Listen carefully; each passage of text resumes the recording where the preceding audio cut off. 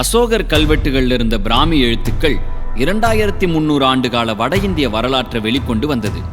ஆனா அதே பிராமி எழுத்துக்களை ஒத்த கல்வெட்டுகள் அசோகர் ஆட்சி எல்லைக்கு அப்பாற்பட்ட தமிழகத்திலையும் சிறிய மாறுதல்களோட கிடைச்சது. சுமார் 2000 ஆண்டுகளுக்கும் மேலான தமிழக வரலாற்றை வெளிக்கொண்டு வர இருந்த அந்த கல்வெட்டுகளை பார்த்த வரலாற்று அறிஞர்கள் ஆச்சரியத்தில் மூழ்கி போனார்கள். ஏன்? வாருங்கள் பயணிப்போம். தமிழி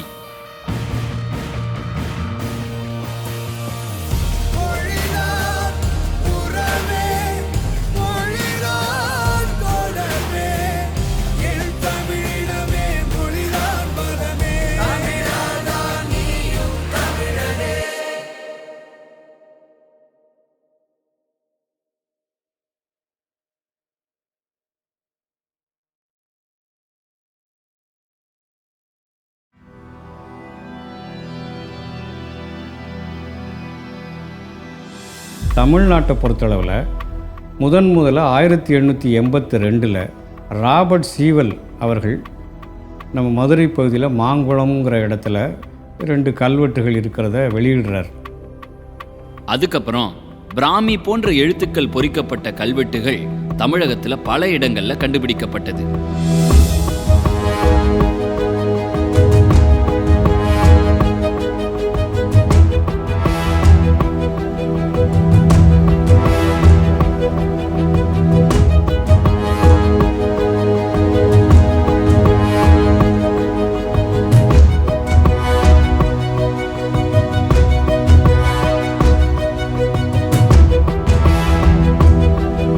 பிராமி எழுத்துக்களை படிக்கிறதுக்கான பட்டியலை பிரின்சப் வெளியிட்ட பிறகு அந்த பட்டியலை வச்சு தமிழ்நாட்டில் கிடைச்ச இந்த எழுத்துக்களையும் படிக்கிறதுக்கு அறிஞர்கள் முயற்சி பண்ணாங்க.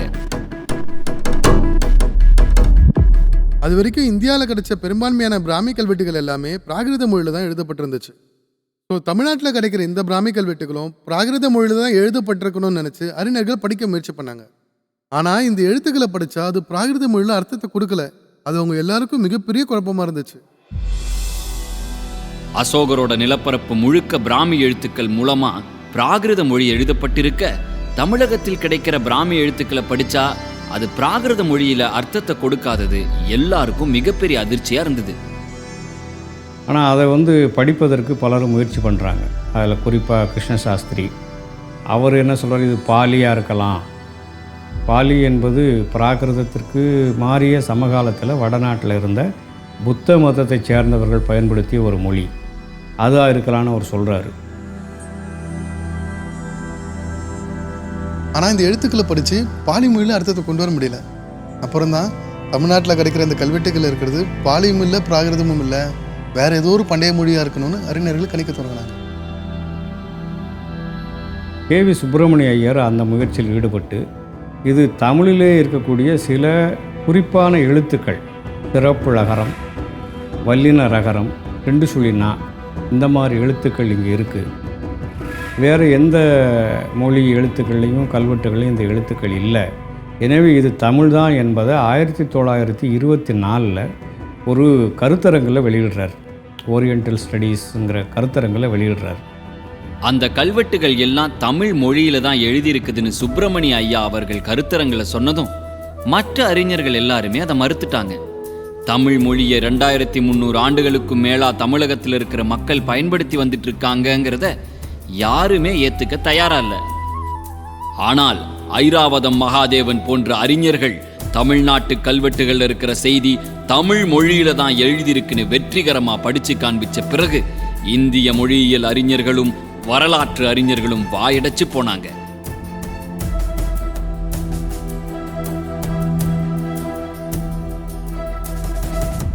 பொதுவாகவே தென்கிழக்காசிய நாடுகள் என்று சொல்லப்படுகிற ஆப்கானிஸ்தான் அல்லது பாகிஸ்தான், இந்தியா, இலங்கை முழுமைக்குமே இருக்கிற கல்வெட்டுக்களில் எல்லாமே பிராகிருத மொழியில் தான் இதுவரை கல்வெட்டுக்கள் காலத்தால் முந்தைய கல்வெட்டுக்கள் கிடைச்சிருக்கு. ஆனால் ஒரு சிறிய நிலப்பகுதியாக இருக்கிற தமிழகத்தில் மட்டும் அந்த கல்வெட்டுக்கள் எல்லாம் தமிழ் மொழியில் இருக்கிறது.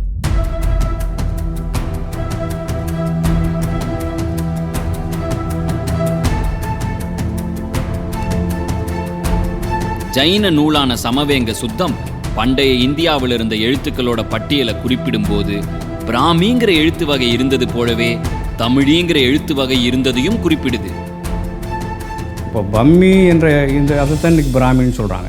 இப்போ பம்மி அல்லது பிராமி இருந்த அதே சமகாலத்தில் தமிழி என்பதும் தனித்தன்மையோடு இயங்கியிருக்கு என்பதை நம்ம இந்த புத்தகம் நமக்கு சொல்லுது. அதற்கு பிறகு கிபி முதல் நூற்றாண்டில் லலித விஸ்தரம்னு ஒரு பௌத்த நூல், அதில் 64 வகையான எழுத்துக்களை பட்டியல் கொடுக்குறாங்க. அதில் அவங்க பிராமின்னு ஒன்று சொல்கிறாங்க, தமிழின்னு சொல்கிறதுக்கு பதிலாக திராவிடின்னு சொல்கிறாங்க. இந்த திராவிடி என்பது நம்ம தெற்கானத்துக்கு கீழே இருக்கிற பகுதியை பூரா திராவிட நாடுன்னு சொல்கிற பழக்கம். அப்போது இந்த பகுதி முழுக்க ஒரே வகையான எழுத்து வகை இருந்திருக்கு என்பதை நம்ம அப்போ பார்க்குறோம். 2300 ஆண்டுகளுக்கு முன்னாடி வட இந்தியாவில் அவ்வளோ பெரிய நிலப்பரப்பு பிராகிருத மொழியையும் பிராமி எழுத்துக்களையும் பயன்படுத்தி வந்தப்பையும் தமிழகத்தில் இருந்த மக்கள் தமிழ் மொழியையும் தமிழ் மொழிக்கென தனித்தன்மை வாய்ந்த தமிழி எழுத்துக்களையும் பயன்படுத்தி வந்தது வரலாற்று அறிஞர்கள் எல்லாருக்கும் மிகப்பெரிய ஆச்சரியத்தை கொடுத்தது. அசோகர் பிராமி எழுத்துக்களைப் போலவே இருக்கிற தமிழகத்தில் கிடைக்கிற இந்த தமிழி எழுத்துக்கள் உண்மையிலேயே அசோகர் பிராமியிலிருந்து தான் உருவாகி இருக்குமா, இல்ல அசோகர் காலத்துக்கு முன்னாடியிலிருந்தே இந்த எழுத்துக்கள் தமிழகத்தில் இருந்திருக்குமா? இந்த எழுத்துக்களோட காலம் என்னவா இருக்கும்? இந்த எழுத்துக்களுடைய காலத்தை அந்த அசோகன் காலத்துக்கு சமமாக அல்லது கொஞ்சம் பிற்பட்டதாக சொல்ல வேண்டியிருக்கு.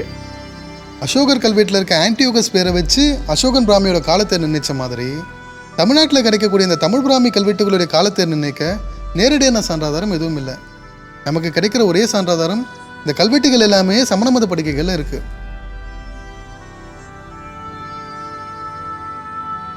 அதனால் அசோகருடைய காலத்துக்கு பின்னாடி தமிழ்நாட்டுக்கு வந்த சமண மத துறவிகள் மூலமாக தான் இந்த எழுத்துக்கள் தமிழ்நாட்டுக்கு வந்ததுன்னு சொல்லி இதோடைய காலம் கிமு 3ஆம் நூற்றாண்டுக்கு பிற்பட்டது அப்படின்னு அறிஞர்கள் நிர்ணயிச்சாங்க. அதுக்கு ஒரு கதை சொல்கிறாங்க. என்ன கதைனா சந்திரகுப்த மௌரியர் காலகட்டத்தில் வட இந்தியாவில் ஒரு பெரிய பஞ்சம் ஏற்பட்டது. அந்த பஞ்சத்தில் போது என்ன பண்ணுறாரு, கடைசியாக அவர் துறவரம் மேற்கொள்கிறார். அப்போ அவர் கூட பத்ரபாகுன்னு ஒரு சமணத்துறையும் அங்கே இருக்காங்க. அங்கே வட இந்தியாவில் பஞ்சம் ஏற்பட்டதால் அவங்க எல்லாமே சேர்ந்து கர்நாடகா பகுதிக்கு வராங்க. அங்கே அந்த சிறுவன பிலகோலா என்ற ஊர் இப்போ கேள்விப்பட்டிருப்பீங்க. சமண முனிவர்கள் அங்கே தங்கி தமிழ்நாட்டுக்கு அவங்க வருவதாகவும் அந்த சமண முனிவர்கள் தான் இங்கே தமிழகத்துக்கு எழுத்துக்களை தந்ததாகவும் பல அறிஞர்கள் சொல்கிறாங்க. குறிப்பாக ஐரோத மகாதேவன் சொல்கிறார், நாகசாமி போன்ற அறிஞர்கள்லாம் சொல்கிறாங்க. இந்த கருத்துக்கு வலு சேர்க்கும் வகையில் தமிழகத்தில் கிடைக்கிற கல்வெட்டுகள் எல்லாம் சமண மத துறவிகளுக்காக வெட்டப்பட்டதாகவே இருக்கு.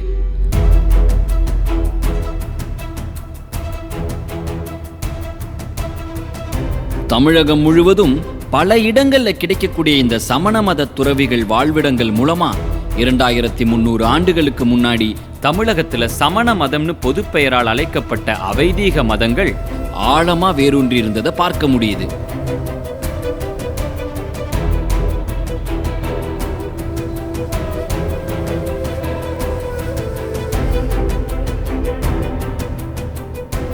அந்த கல்வெட்டுகள் சமண மத துறவிகளுக்காக வெட்டப்பட்டதா இருந்தாலும் அந்த துறவிகள் மூலமா தான் தமிழகத்துக்கு எழுத்துக்கள் வந்திருக்குங்கிற வாதத்தை பல அறிஞர்கள் கேள்விக்குள்ளாக்குறாங்க.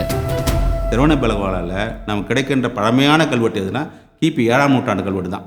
அங்கே தான் பெரிய சமணர்கள்லாம் குடும்பமே இருந்து அங்கேருந்து கொஞ்சம் பேர் தான் இங்கே தமிழ்நாட்டுக்கு வராங்கன்னு சொல்கிறாங்க. ஆனால் அந்த ஊரில் ஒரு பிராமி கல்வெட்டு கிடையாது. 8ஆம் நூற்றாண்டு தான் கல்வெட்டே இருக்குது. அதே மாதிரி 8ஆம் நூற்றாண்டு இலக்கியத்தில் தான் இந்த பத்ரபாகனுடைய இது இருக்குது. ஆகவே அங்கேருந்து சமணர்கள் இங்கே வரவே இல்லை. ஏற்கனவே தமிழர்களுக்கு கல்வி அறிவு என்பது இருந்திருக்கிறது. தமிழகத்தில் இருக்கிற கல்வெட்டுகளை கொஞ்சம் கவனிச்சோம்னா இவை எல்லாமே தமிழகத்துக்கு வந்த சமண துறவிகள் இயற்கையான குகைத்தலங்களில் தங்குவதற்காக கட்படுக்கைகளையும் மழைநீர் வழியா முகப்புகளையும் இங்கிருந்த வணிகர்களும் அரசர்களும் கொடையாக செய்து கொடுத்ததை தான் அந்த கல்வெட்டு செய்திகள் சொல்லுது.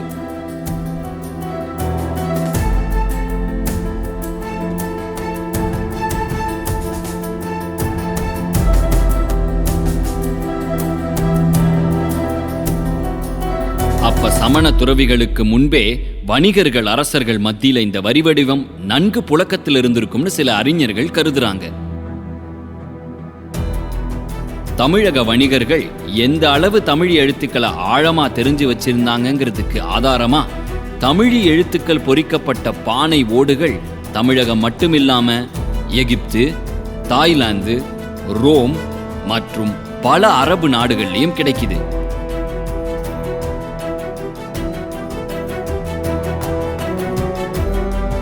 ஆகவே இந்த தமிழி எழுத்துக்களோட உண்மையான காலத்தை கண்டுபிடிக்கணும்னா அதுக்கு ஒரே வழி ஆர்கியாலஜிக்கல் எக்ஸ்கவேஷன்ஸ் அழைக்கப்படுற தொல்லியல் அகழாய்வுகள்.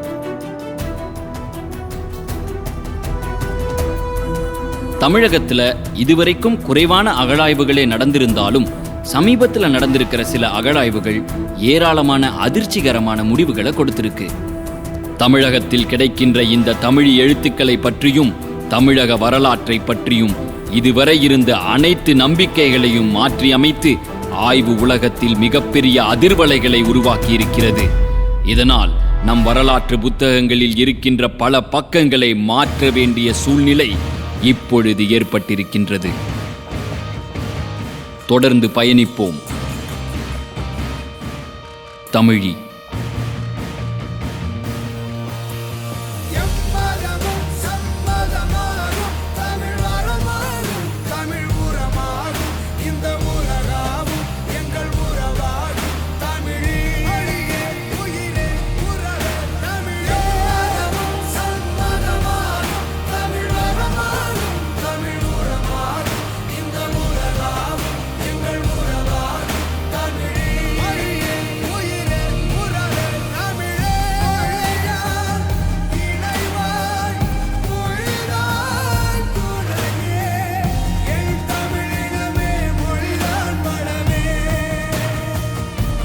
சமீபத்தில் பொருந்தல் என்ற இடத்தில் நடந்த அகழாய்வு இந்திய வரலாற்று அறிஞர்கள் எல்லோரையும் திரும்பி பார்க்க வைத்தது மட்டுமில்லாமல் இனி யாராலும் மறுக்க முடியாதபடி தமிழ் எழுத்துக்களின் காலத்தை உறுதியாக சொல்லக்கூடிய ஒரு அரிய வாய்ப்பினை ஏற்படுத்தி கொடுத்தது.